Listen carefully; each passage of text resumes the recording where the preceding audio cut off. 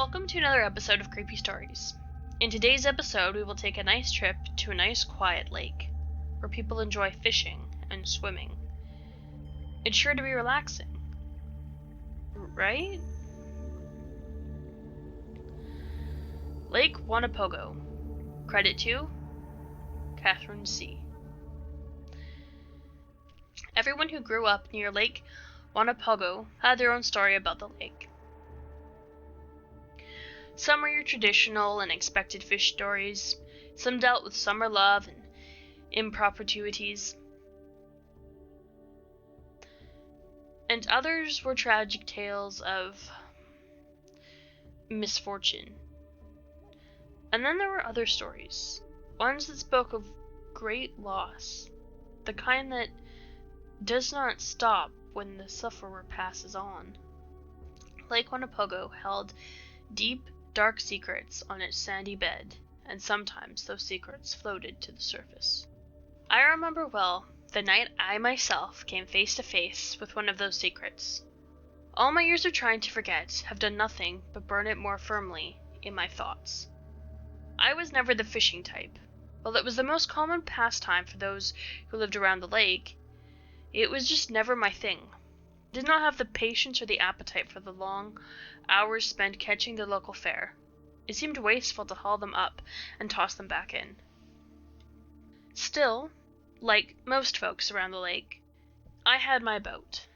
It was little more than a rowboat. I had a tiny outboard motor strapped onto it, but I rarely used it. You see, I took the boat out, not for fishing or swimming, but just to enjoy the water. I always went out at night, and the growl of the motor seemed overwhelming in the otherwise peaceful setting. So I just used it as a chance to get a good workout, rowing along to a few of the calm, quiet spots I knew of.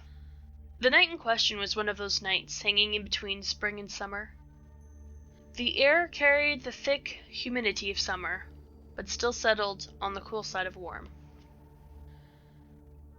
It was heavy with the hopes and aspirations of summer. The crickets, frogs, and cicadas had all started their ruckus chorus. So I would say it was nothing but quiet out there. But out on the water, it was still peaceful. There's something about Lake Wonapango that just feels right, and the critters are singing out of key. There were 2 empty bottles in the bottom of my boat, and I was leaned back against the edge, the lake water gently rocking me back and forth. The sky stretched out like an endless canvas above me, inky darkness pierced by diamond light. The moon was full, glowing warmly down on the scene. I know this memory is colored by nostalgia, cast glorious in contrast to the events that were to come, but I don't know if I could imagine something better and more peaceful than that evening. Maybe that's why it had to go so wrong. Perhaps beauty and peace like that simply cannot exist in this world for long. The balance must be righted. In that moment of peace, there was a splash. Now, anyone who has spent much time on isolated waters can tell you a splash does not mean much. I was surrounded by all sorts of wildlife that might have wanted to slide into the water, or a tree branch could have fallen in. Heck, it could have been one of the many local fishies swimming to the surface to snag an unfortunate water skimmer. There was no real reason it should have caught my attention. Part of what bugged me is that it did, though. Whatever thoughts and reveries I had were lost and shattered along with the surface of the lake. I sat forward, scanning around. The boat listed a bit with my sudden movements, the bottles rolling and clanging in the bottom. The ripples began near an old fallen log that jitted its way into the river. Probably a turtle, I thought, swimming back to the shore after a long day of sunning. I tried to rest back against the boat, sit back into my quiet contemplation, but my ears were on edge, straining for any other sounds. Silence. complete and total, save for the water lapping against my boat. The bugs and frogs had quieted down. Their absence made me feel suddenly self-conscious. I grabbed the oars to row back home, now feeling out of place on the lake that had always been home. As my paddles dipped into the water, I imagined I heard an echoing splash hiding in their noise. It was paranoia, I told myself, or an echo from the banks. But still, my ears strained. I finally paused, mid-stroke. The oars lying limp in the water, and heard another splash following from behind me. I spun around and watched as something broke the surface of the water. It was an arm, long and pale in the moonlight. I felt frozen to the spot,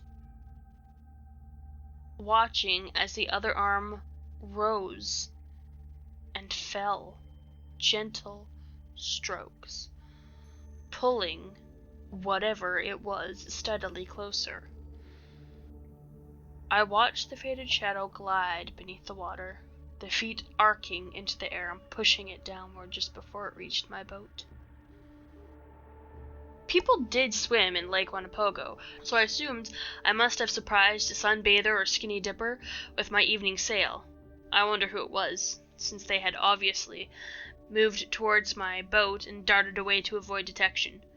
My mind wandered to a couple particular townsfolk I would not mind stumbling upon skinny dipping. But before the thoughts could get too far, something bumped the bottom of the boat. I was alert and scanning the water, assuming it must be someone playing a joke on me after disturbing them. I was not too thrilled about the potential baptism I would endure if they took it too far. My goal was relaxation, not swimming in the murky water. I watched for them, trying to see when they would resurface. But no one showed. The second bump was louder, sending me careening into the side and almost overboard. It was no longer a funny joke. I grabbed my paddles again. They could spend all evening in the dark depths of Lake Wonapango if that's what they really wanted to do, but I was going to go home and put an end to the long day. The paddle in my left hand barely moved in the water before something latched onto it, ripping it from my hands. Wood splintered as it came free, dispersing into the water behind a trailing white arm. I watched it rocket to the bottom until I lost it in the shadows. I admit I was cursing up a good storm out there on my boat. Down to one oar, it was going to take me a while to get myself home. This joke was not funny any longer. I took my remaining paddle and prepared for the long journey home. Only then a hand appeared over the side of the boat. The fingers were long, pale, and greenish in the light. I assumed it was the reflection of the moon on the water or something. But now, I'm not so sure. One thing I did notice weird was the webbing between the fingers and the long, tapering fingernails that hand was attached to. A long, slender arm. Suddenly, a face broke the surface of the water. It was mostly human, but just not quite right. The eyes were too round, not the right oval shape. They also stretched a bit too big and had an unusual sheen to them.